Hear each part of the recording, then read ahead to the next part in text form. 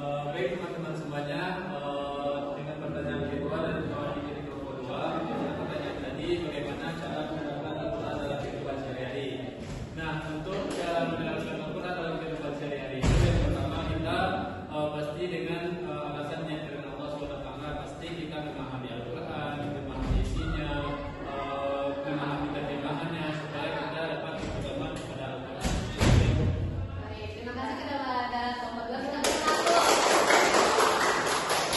Kita nah, selanjutnya Ibu akan menyampaikan materi terkait Al-Quran dan hadis pedoman hidupku.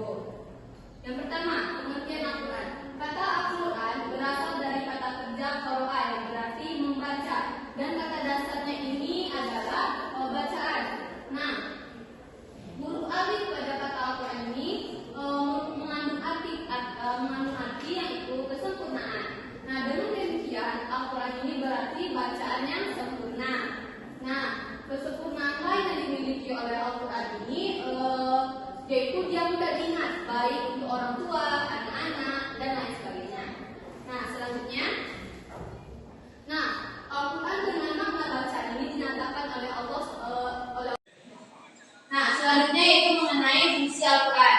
Fungsi Al-Quran dalam Islam itu ada 4. Apa saja? Satu ya, sebagai sumber ajaran atau hukum Islam yang utama. Kedua, sebagai konfirmasi dan informasi terhadap hal-hal yang tidak dapat diketahui oleh akal. Yang ketiga, petunjuk hidup manusia ke jalan yang lurus tentang berbagai hal. Yang keempat, sebagai kontrol atau koreksi terhadap ajaran-ajaran masa lalu seperti Injil, Zabur, dan Taurat. Nah, jadi fungsi Al-Quran ini ada 4 dalam Islam. Yang pertama, sebagai sumber ajaran atau hukum Islam yang utama. Yang kedua, sebagai konfirmasi dan informasi terhadap hal-hal yang tidak dapat diketahui oleh akal. Yang ketiga, petunjuk hidup manusia ke jalan yang lurus tentang berbagai hal. Dan yang terakhir, sebagai pengontrol dan pengoreksi terhadap ajaran-ajaran masa lalu yaitu Injil, Zabur, dan Taurat. Ada paham? Nah, selanjutnya itu fungsi hadis bagi kehidupan manusia. Yang pertama ada al-huda atau petunjuk. Nah, dalam Al-Quran ada 3 posisi Al-Quran ini seperti yang fungsinya sebagai petunjuk. Yang pertama, petunjuk bagi manusia secara umum. Yang kedua, petunjuk bagi manusia bagi orang-orang yang bertakwa. Dan yang terakhir, itu bagi petunjuk bagi orang-orang yang beriman. Nah, yang kedua itu ada Al-Quran atau pembeda. Nah, fungsi Al-Quran sebagai pembeda ini yaitu dapat membedakan antara hak dan yang batil, atau dapat membedakan antara yang baik dan yang buruk. Ada paham? Nah, selanjutnya kita akan masuk kepada pengertian hadis. Nah, hadis secara bahasa itu artinya baru, tidak lama, ucapan pembicaraan dan cerita. Nah, sedangkan menurut para ulama ini mengatakan ada 4 pengertiannya. Yang pertama itu ada perkataan, perbuatan, takdir, dan terakhir sifat keadaan dan hikmah keinginan Rasulullah. Nah, yang pertama itu ada perkataan. Perkataan di sini artinya yaitu segala perkataan yang pernah diucapkan oleh Nabi Muhammad SAW dalam berbagai bidang. Dan yang kedua itu perbuatan, yaitu penjelasan praktis Nabi Muhammad SAW terhadap peraturan syarak yang belum jelas teknik pelaksanaannya. Nah, yang ketiga yaitu takdir.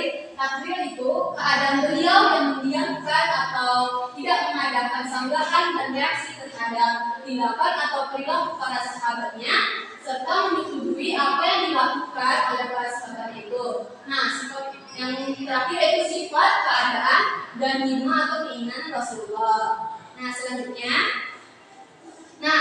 fungsi hadis terhadap Al-Quran ada berapa?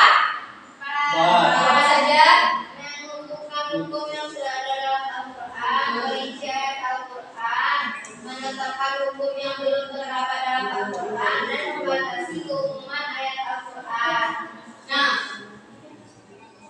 Mengukuhkan hukum yang sudah ada Al-Quran, maksudnya di sini contohnya itu Allah Rasulullah memerintahkan untuk melaksanakan puasa.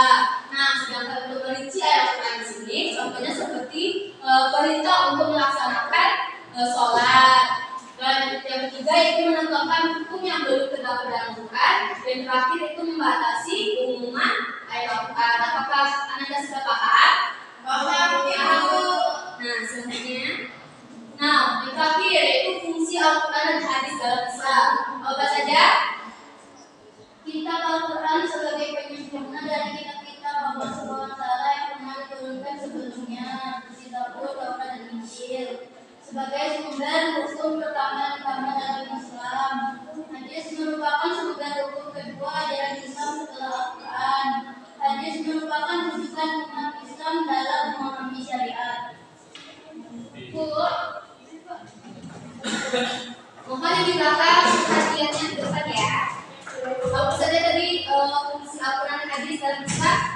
Pertama, kita Al-Quran sebagai penyempurna dari kitab Allah Subhanahu wa taala. Yang pernah diturunkan sebelumnya itu Zabur, Taurat, Injil. Yang kedua, sebagai sumber hukum Islam pertama dan utama dalam Islam. Yang ketiga, hadis merupakan sumber Al-Quran kedua ajaran Islam setelah Al-Quran. Dan terakhir, hadis merupakan rujukan umat Islam dalam memahami syariat.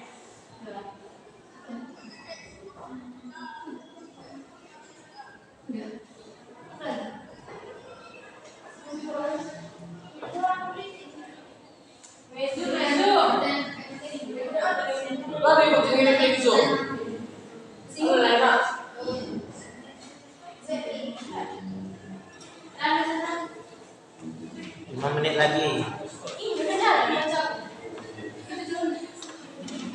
Sekian materi kita hari ini. Jadi kesimpulan kita tentang Al-Quran. Apa itu pengertian Al-Quran? Baca yang berarti bacaan. Nah, kata dasarnya berarti bacaan. Jadi Al-Quran ini mengandung arti bacaan yang sempurna.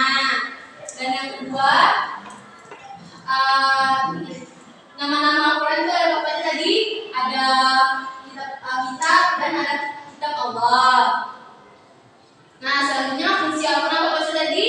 Yang sebagai sumber ajaran Islam yang utama, sebagai konfirmasi informasi terhadap hal-hal yang tidak dapat diketahui oleh akal, petunjuk diri manusia ke jalan yang lurus tentang berbagai hal, sebagai pengontrol dan mengoreksi terhadap ajaran-ajaran masa lalu yaitu Injil, Zabur, dan Taurat. Apa tadi pengertian hadis? Hadis yaitu sumber hadis itu baru cara bahasanya baru dan lama. Jadi hadis itu artinya baru, tidak lama, ucapan pembicaraan serta cerita. Nah, apa fungsi hadis terhadap Al-Quran? Ada 4. Apa saja?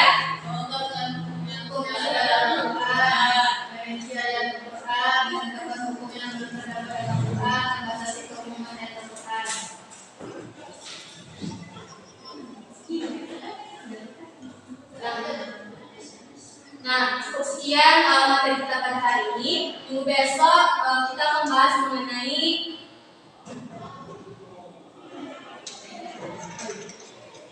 sebelum kita mulai cerita ini, aku akan berikan kepada Anda semua tugas di rumah, yaitu membuat peta konsep terkait fungsi-fungsi hadis dan pengertian.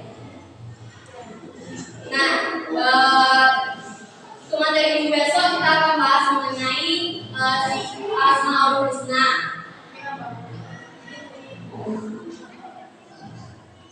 Guys, tutup. Assalamualaikum warahmatullahi wabarakatuh. Waalaikumsalam.